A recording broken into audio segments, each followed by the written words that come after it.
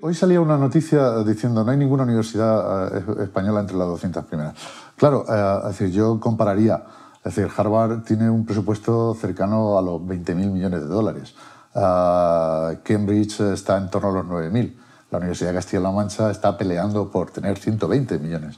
Claro, es decir, tratar de establecer paralelismos es, me atrevo a decir, muy osado, ¿no? Las apuestas que se están haciendo responden a un esquema determinado. Es decir, por señalar, yo no me considero representante de nadie. Es decir, yo soy un ciudadano castellano-manchego, nacido en Castilla-La Mancha, que ha visto sus ciudades sin asfaltar en muchas ocasiones, y no sería tan pesimista. Es decir, la dialéctica del derroche tiene problemas y tiene enormes fisuras. Es decir, yo he visto asfaltar nuestra calle, llegar el agua corriente, he visto construir hospitales y he visto llegar la universidad. Yo soy universitario gracias a eso, gracias a Europa y gracias a la Comunidad Autónoma de Castilla-La Mancha y a su progresión. Hay un riesgo en este argumento de hemos derrochado. Máxime procediendo de una región como Castilla-La Mancha y dentro de Castilla-La Mancha desde Cuenca. Es decir, porque considerar que tener un hospital en Cuenca es un derroche o considerar que tener universidad en Cuenca es un derroche, es decir, me parece excesivo. También ha habido una época de mi vida que he vivido en un pueblo castellano-manchego y francamente tengo la mejor opinión de la escuela rural que han vivido mis hijos, que en algunos casos competía claramente con las escuelas de las grandes ciudades. Me ha parecido tremendamente revelador lo que decías al principio, cuando hablabas de tu experiencia vital en esta comunidad autónoma, en esta región, en Castilla-La Mancha. Es que todo lo que ha ocurrido en 30 años, que ha sido un proceso de avances en cuestiones tan importantes como la sanidad, la educación y los servicios sociales, que hemos sido referencia en esos servicios públicos esenciales, eso ahora mismo está en serio riesgo de retroceder a niveles de hace 30 años. Es que lo que nos estamos jugando eso. No, ¿se han cometido errores? Sí, se han cometido errores, pero no creo que sea un error, no creo que haya sido un error tener un buen consultorio, un buen centro de salud en los pueblos de la provincia de Cuenca. Hacer determinadas infraestructuras, y si las contásemos con los dedos de las dos manos, a lo mejor nos sobraban dedos. Se han cometido errores al afrontar determinadas infraestructuras muy costosas. No tendría inconveniente en reconocerlo, pero es que el discurso de que hemos vivido por encima de nuestras posibilidades mete también ahí dentro esos centros de salud, esos consultorios, esos colegios rurales. La cuestión es que hay otros territorios, incluso dentro de Castilla-La Mancha, ahora hablo como conquense, otros territorios sin duda alguna de nuestro país que eso lo disfrutaban ya hace 35, 40 años. Eso es lo que nos estamos jugando.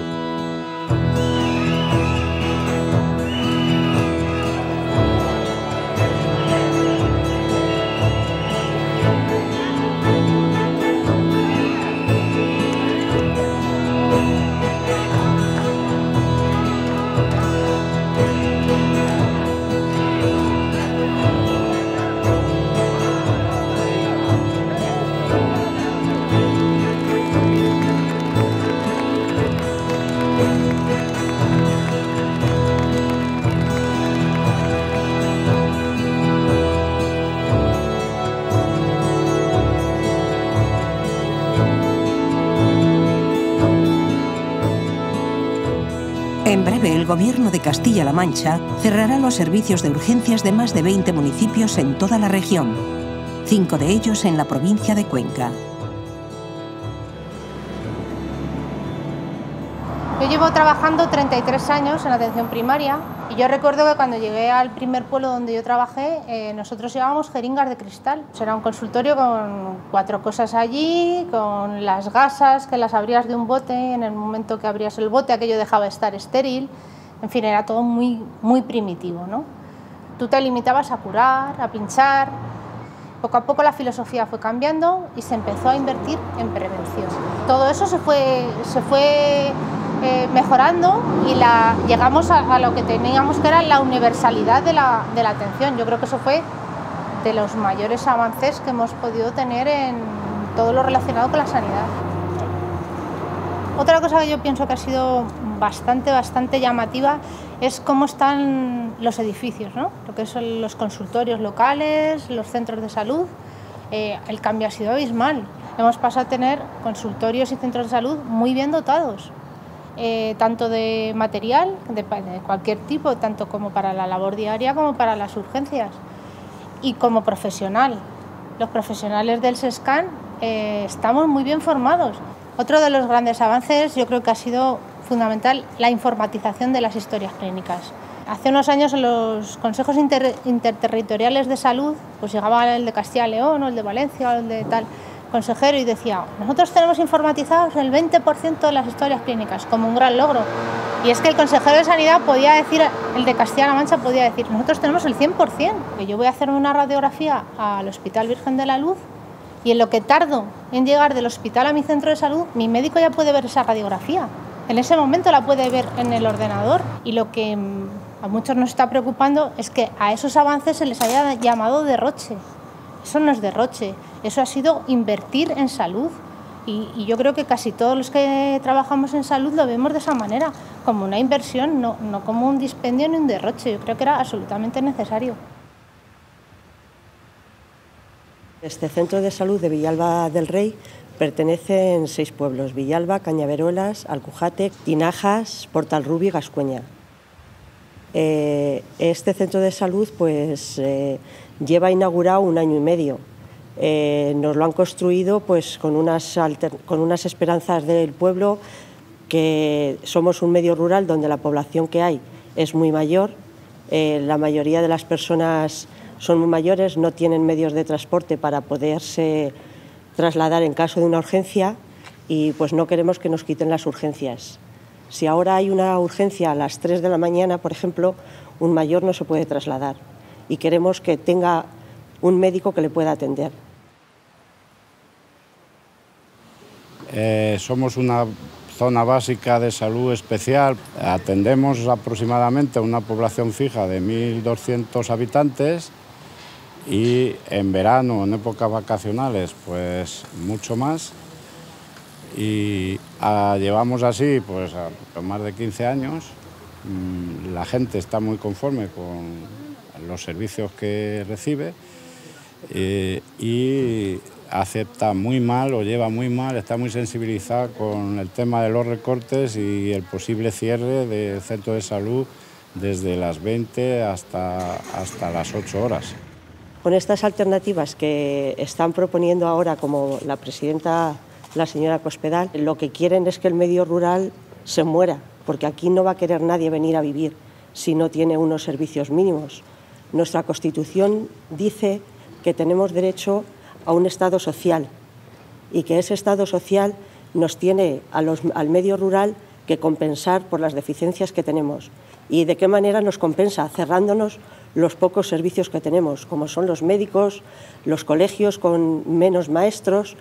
No estamos de acuerdo con estas alternativas, porque esto ha costado mucho trabajo y mucho esfuerzo conseguir lo que tenemos. Entonces lo que queremos es que lo poco que tenemos que nos lo mantengan. O sea, si no lo pueden mejorar, vale, pero que lo mantengan. Yo creo que nos tenemos que mover, no callarnos. Yo he vivido aquí, vivo aquí, tengo aquí mi trabajo, tengo aquí mis hijos y yo quiero vivir aquí y morirme aquí. Pero si tengo una urgencia, que sepa que tengo un médico que me va a atender. Yo, tanto como mis vecinos y los pueblos de alrededor. El cierre de las urgencias en Mira supondría nuestra anexión al centro de salud de Cardenete, distante a más de 30 kilómetros aproximadamente, pero que lleva anejos que nos situarían a más de 50 kilómetros de Mira. Eso pienso que es una temeridad por parte de la Administración y es una injusticia de cara a los ciudadanos y a los pacientes urgentes que podamos tener en esa franja horaria. Yo creo que la Administración tiene que meditar y lo mismo que ha reculado en algunos centros, porque nos hemos quedado solo 5 centros pequeñitos, que no podemos de ninguna manera representar lo que es la sostenibilidad del SESCAM, eso se cae por su propio pie, por lo tanto se resume un poquito ya a un tema político. Somos 5 pueblos gobernados por el Partido Socialista, mientras que en el resto de centros gobernados por el Partido Popular han reculado y no los van a cerrar.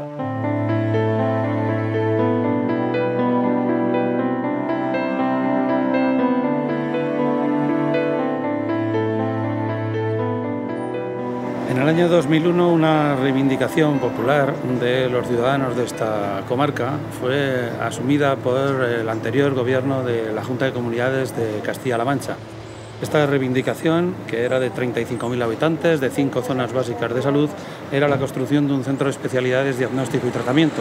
Entonces empezamos con 14 especialidades y diferentes pruebas diagnósticas. Desde el 2007 hasta el 2011 fuimos acogiendo y asumiendo más pruebas diagnósticas y más especialidades. Todo esto, a partir del año pasado, han empezado a desaparecer.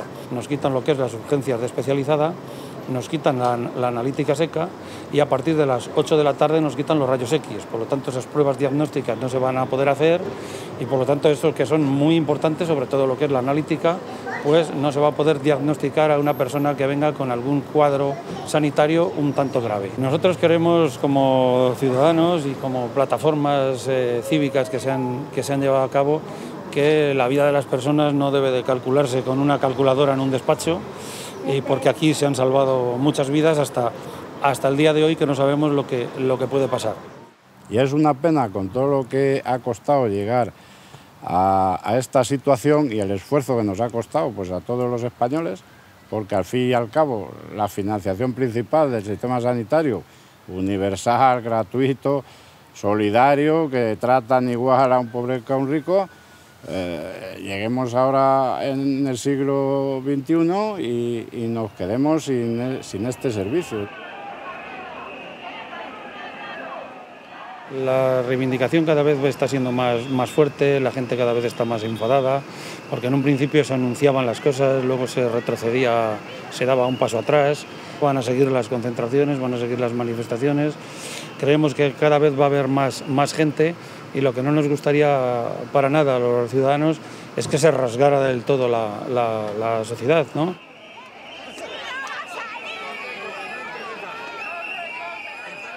Yo creo que están desmantelando el sistema sanitario con el único objetivo de privatizar la sanidad. Ya tenemos el ejemplo de Cuenca, que han cerrado unas plantas donde va a intervenir a gestionar ya Capio, y sin embargo esas camas que han quitado de esas plantas donde va a haber gestión privada las están hacinando, añadiendo a otras habitaciones de las plantas donde vamos a ser atendidos los pacientes de la Seguridad Social, estando hacinados en 3 camas por habitación.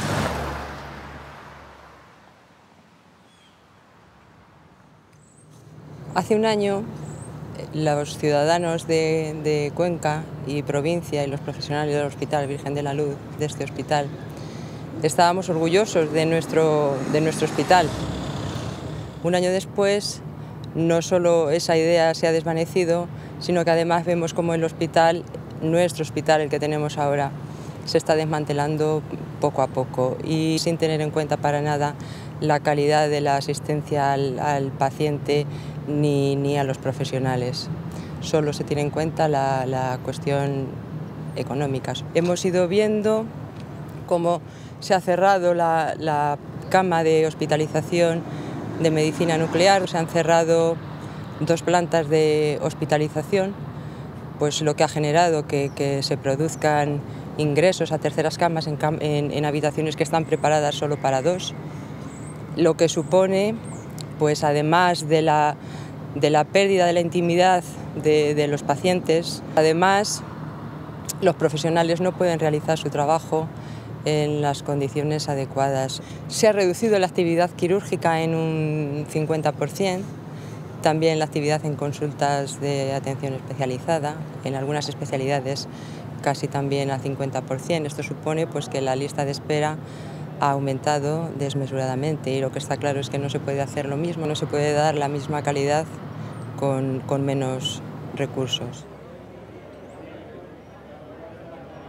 Estamos viendo cómo no se sustituyen bajas de profesionales, cómo no se sustituyen vacaciones, no se amortizan incluso las jubilaciones, las plazas vacantes por jubilación.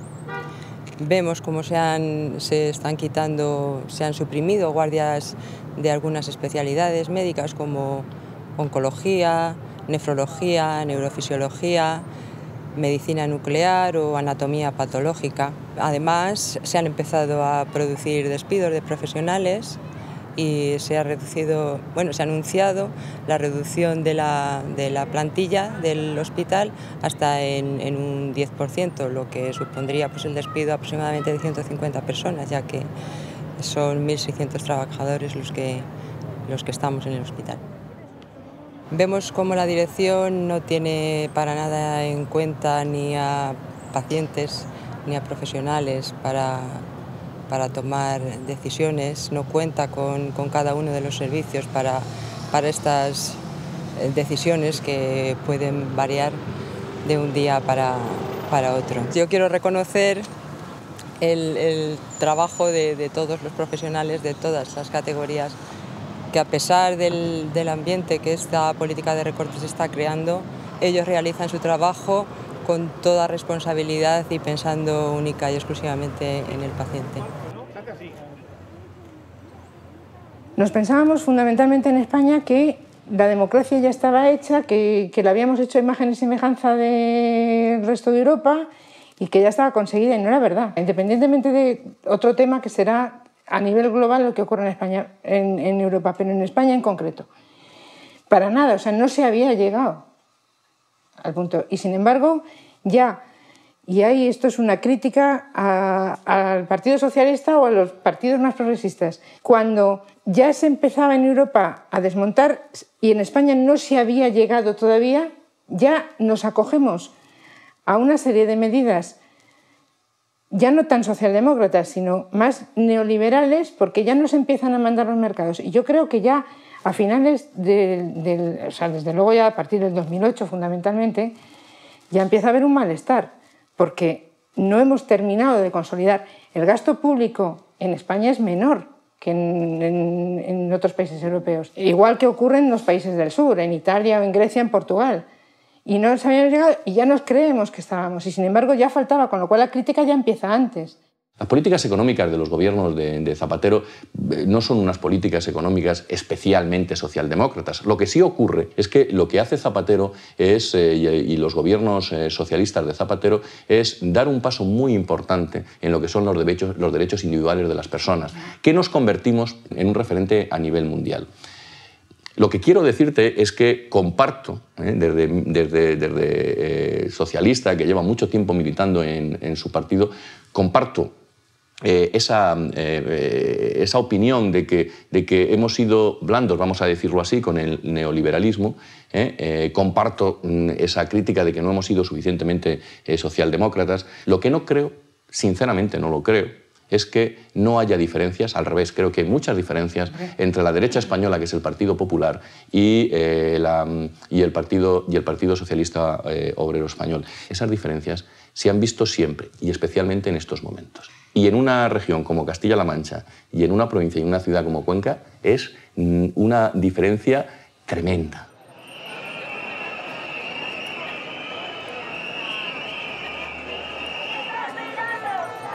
No solo los recortes están causando un grave daño en Castilla-La Mancha, tanto el mantenimiento del trasvase Tajo Segura en sus actuales condiciones, como la instalación del ATC, que no es sino un cementerio de residuos nucleares, suponen para toda la provincia de Cuenca una lacra con consecuencias imprevisibles.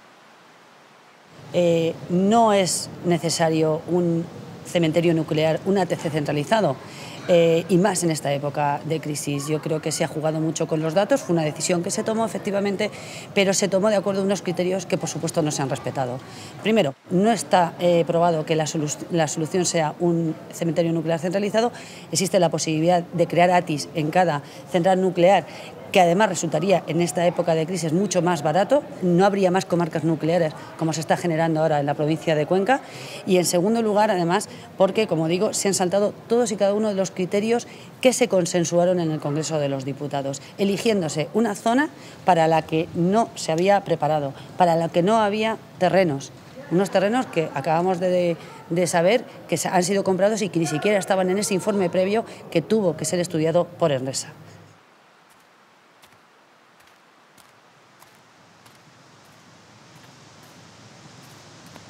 En la actualidad el pantano de Buendía cuenta exclusivamente con un 27% de su capacidad total. Esto significa un desastre importante. Es decir, nosotros, desde los pueblos que vivimos alrededor de los pantanos, pensamos que como mínimo los pantanos tienen que tener un 40% de su capacidad, porque por debajo incide muchísimo en la situación ecológica, incide muchísimo en su situación económica e incide muchísimo en su desarrollo social. Fundamentalmente, esta situación de bajada se debe a la sequía en primer lugar, evidentemente eso afecta, se agrava porque se ha concebido un trasvase, desgraciadamente el único que existe en Europa, un trasvase que se lleva el agua al Levante para el desarrollo del Levante e impide el desarrollo de nuestra zona, a cambio de un desarrollo económico en agricultura, en turismo, en ocio, en el Levante, y nosotros a cambio prácticamente no recibimos nada. El cementerio nuclear lo que va a hacer va a ser un almacén, un cementerio, en el que se van a depositar todos y cada uno de los residuos nucleares que se generan en todo el Estado español.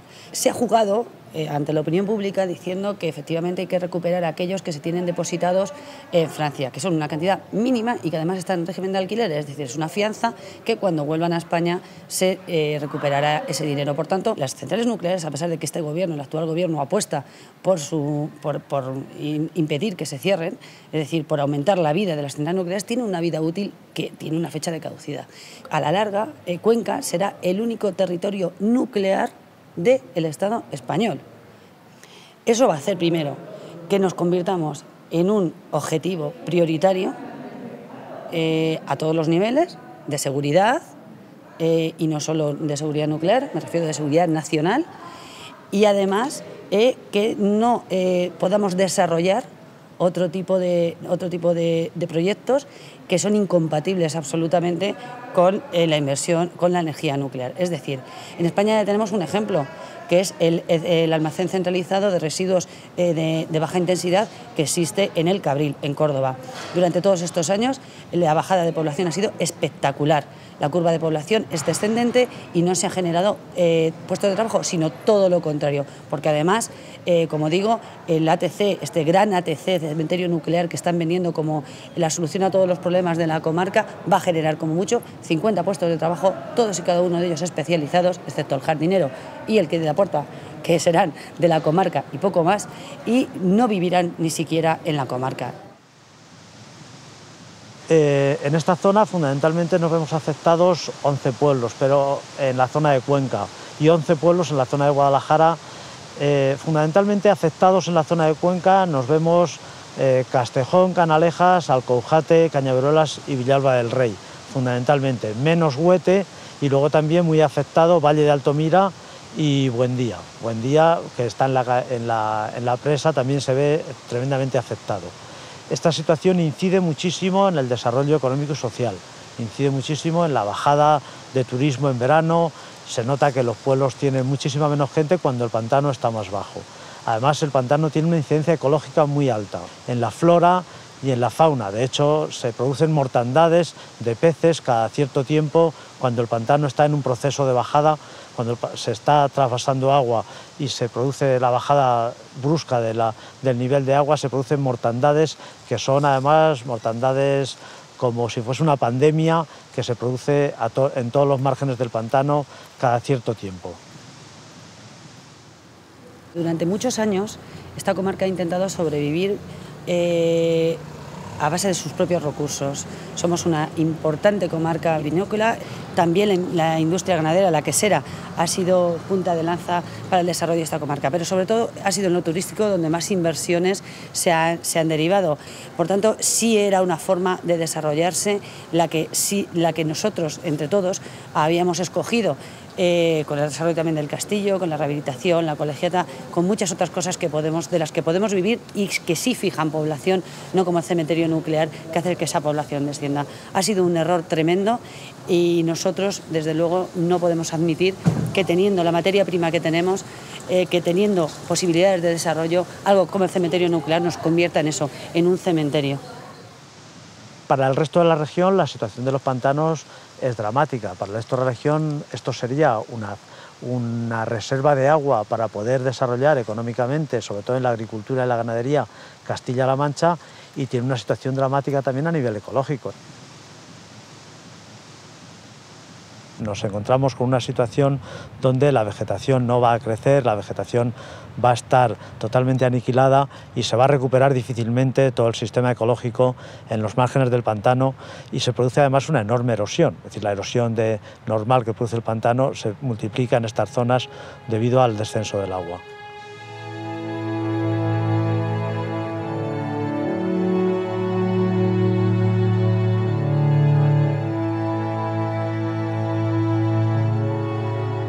La ley de dependencia lo que trajo consigo indudablemente fue una ventana abierta a la gente que teníamos hijos afectados, porque veíamos que ya no peligraba el futuro de nuestros hijos.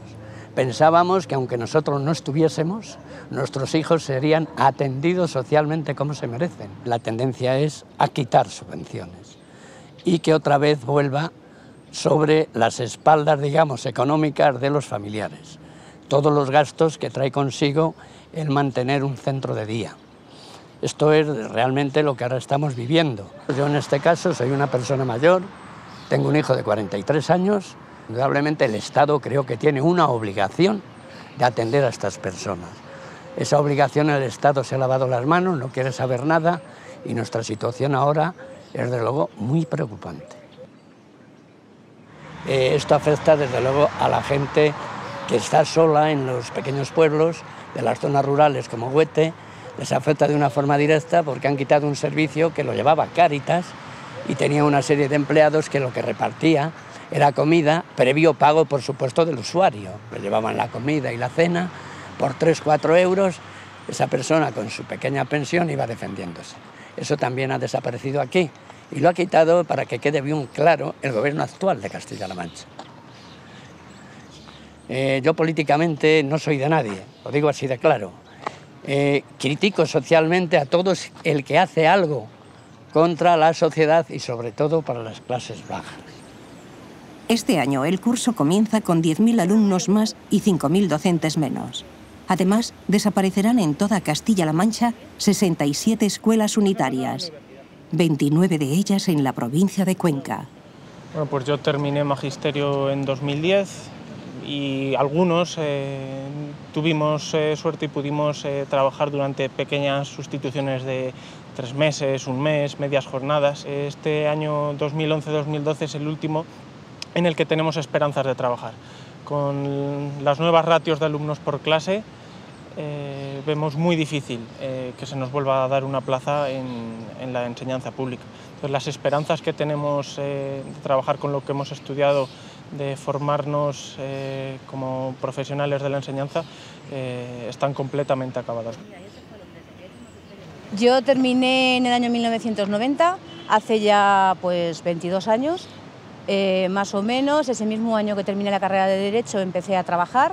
Estuve en la delegación de Educación durante 6 meses, después me fui a trabajar a la administración local, allí estuve 14 años y luego, bueno, pues a través de la bolsa de interinos del SESCAN, en abril del 2007 me hicieron un contrato interino en una plaza del grupo de gestión de la función administrativa y ahí he estado hasta el día 31 de julio. Oyes cosas por ahí como que en mis tiempos había 40 alumnos en clase y no pasaba nada, que en mis tiempos pues si no venían el profesor a sustituir se iban y se metían todos en otra clase. Claro, hay que decirle a esa gente que esos tiempos ya han pasado, que estamos buscando una calidad, que estábamos consiguiendo una calidad que se está yendo por delante, ¿no? Entonces vemos que se actúa para enfrentar a los compañeros del claustro entre ellos, con esto de que están desplazando a gente. Te encuentras casos bastante lamentables de gente que lleva años y años trabajando en el mismo sitio, ya tiene una vida familiar establecida, de repente resulta que lo van a mandar a un pueblo de otra provincia a 200 kilómetros de su casa. Se van conociendo rumores sobre lo que va a pasar, que no hay nada escrito en ninguna parte, pero se deja caer, como cuando empezaron a decir con qué número de alumnos mínimos iban a mantener las aulas unitarias, ¿no? Empezaron que 10, que 12, que se harían excepciones y la orografía era difícil, luego resulta que según el alcalde del partido que fuese, en unos pueblos se quedó, en otros no, y no sabemos nada. pero nos llegan esos rumores de que algo va a pasar, y eso lo que hace es crear enfrentamiento, crear malestar, crear problemas entre los compañeros. Lo que al yo final, creo, ¿no? Mario, que crea pues es cierto desasosiego entre la gente, porque claro, imagínate mi situación, que yo me fui de vacaciones pues pensando que con un rumor bastante seguro que me iba a quedar en el paro y que no sabía exactamente cuándo se iba a producir. Sabía que iba a ser del 1 al 15 y luego es solo muy poco tiempo para reaccionar. Tú eres más joven, pero yo, por ejemplo, pues tengo una familia montada y se me junta un añadido este año. Yo tengo una hija que va a empezar la universidad. Imagínate, con una hija que empieza la universidad este año y que se me va a estudiar fuera, pues ¿cómo asumes tú por un rumor que te empiezan a decir que te vas a quedar en el paro después de que llevas 22 años trabajando?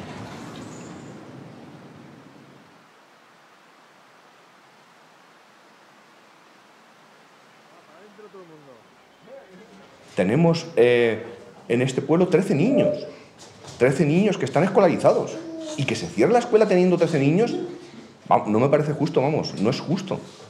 De verdad, quiero preguntarle a la gente, quiero preguntar, no sé, a quien le tenga que preguntar, a la Cospedal mismo, ¿cuántos niños necesita este pueblo para que no se cierre la escuela? Es injusto que en algunos pueblos hayan 9 niños, en otros 11, y no haya una ley que diga que me cierran una escuela solo por cerrarla. ¿Todo el mundo sabe que en este pueblo hay futuro y hay gente que quiere trabajar y está trabajando para eso? Yo quiero que me explique alguien por qué con 13 niños se cierra la escuela. Como teniente alcalde no puedo aceptar que una escuela y un pueblo como este se le cierre la escuela habiendo gente.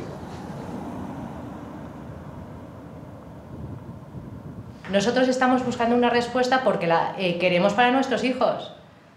Pero es que no la tienen que dar, ellos están para darnos servicio, no para hacer lo que ellos quieran. Y están para cumplir la ley. Nos hemos dirigido a todas las instituciones, al defensor del pueblo. O sea, todos esos organismos están para darnos respuesta. Nada. Y aquí en Vadillos hubiéramos tenido 5 niños de ratio, te lo esperas, pero teníamos la ratio. O sea, es que lo primero es que cumplíamos nuestra ratio y no la han cerrado cumpliéndola. Es que habrá gente que te diga, pues es que hay pueblos que no han protestado, pero a lo mejor son pueblos como Vadillos de aquí a 4 años. Ya vemos que tenemos 5 niños y habíamos dicho, este año nos toca. Y lo llevas asumido, pero es que es algo que nos ha pillado pues un jarrón de agua fría, o sea, y malas condiciones han puesto. Otros pueblos se van con menos niños se van a quedar abiertos y nosotros, pues, ahí estamos. Hay 2 criterios, uno que es numérico y otro que es cualitativo. El numérico lo cumplimos, tenemos 13 alumnos, pero a pesar de ellos dicen que lo cierran. En cuanto a excepciones, tenemos un punto negro que es el Alto de la Rodea, que siempre que nieva, por poco que sea, se queda nevado y helado. Y la importancia no es la distancia, sino las características de nuestra carretera. A día de hoy, como padre, no tengo ninguna información de que me han cerrado el centro. No, ninguna información, ni más que me han dicho que mis niños me los trasladan a Carboneras con unas circunstancias y no estoy dispuesto a acceder a eso. Que una criatura a las 7:30 de la mañana tenga que coger un transporte, desplazarse en una cuesta que prácticamente si nieva en invierno no pueden ir al centro de Carboneras y resulta que nos la traen a las 4 o las 5 de la tarde. Tenemos que adecuarlos a un horario que no es para ellos, porque el autobús que vendría a recogerlos es un autobús que les lleva a los niños del instituto y ellos nos acoplan a ese horario. Todas las instalaciones son magníficas, nuevas de 2009. Tenemos un aula de psicomotricidad ideal, nueva de 2010, una inversión exagerada y donde nos derivan, no tienen aula de psicomotricidad y la tendrán que construir porque legalmente la tienen que hacer. Conclusión, este colegio lo cierran y nos derivan a otros sitios que no reúnen condiciones legales que tienen que cumplir. Entonces, evidentemente, cuestiones económicas no son.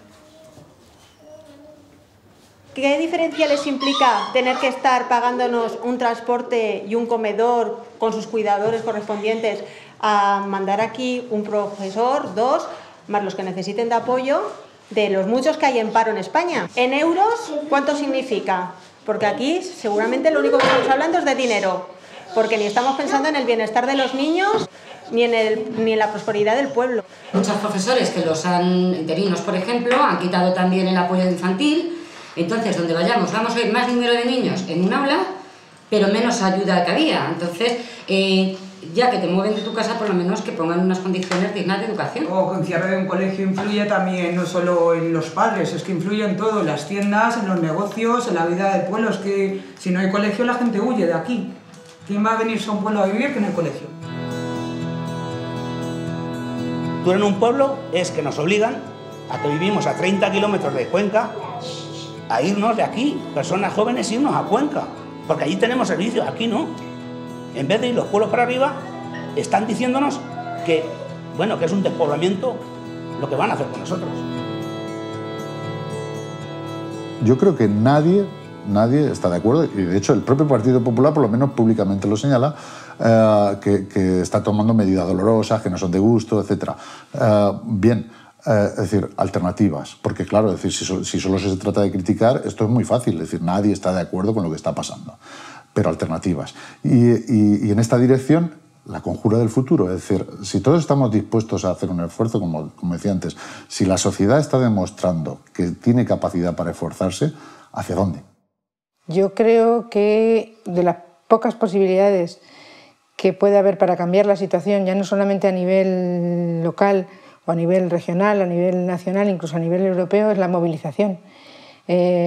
Ojalá venga esa movilización por los cauces del 15M y que se vayan encauzando en asambleas populares y por una integración entre los políticos y la sociedad, y con una mayor transparencia, yo creo que ahí tiene una labor importantísima el Partido Socialista.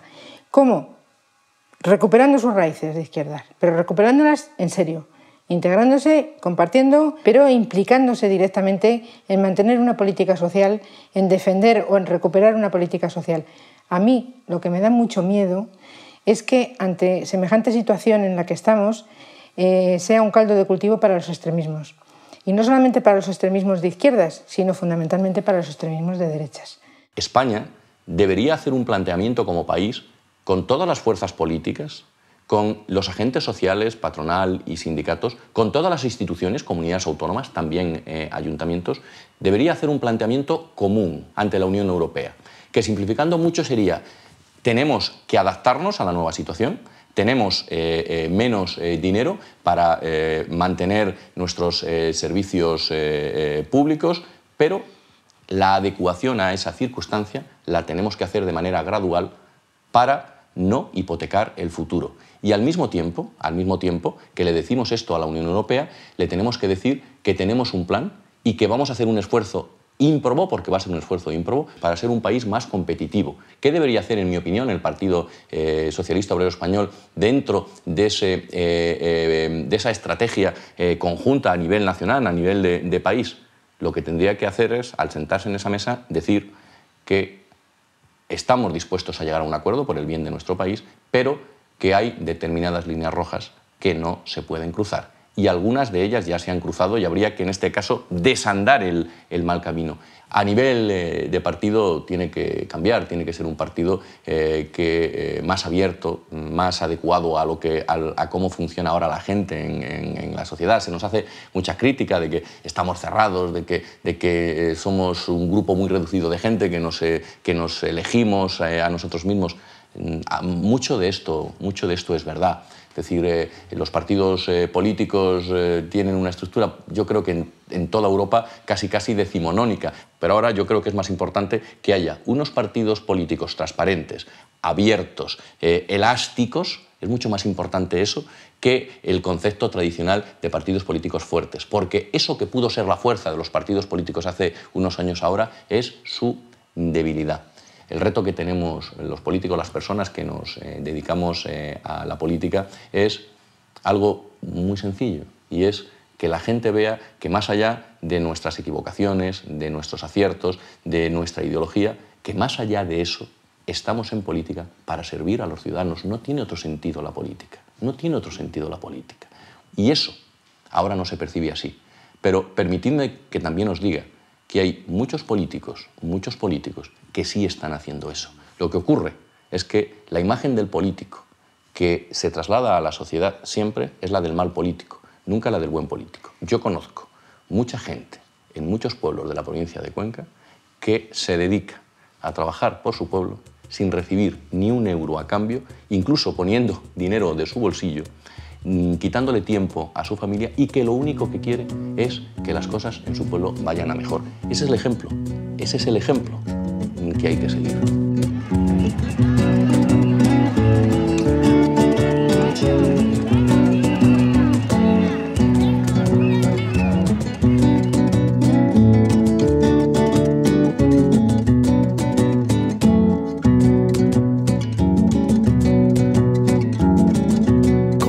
Higuera joven de los barrancos serás, y cuando yo pasaba sonabas por las sierras, como la higuera joven resplandeciente y ciega. La higuera eres, como la higuera vieja,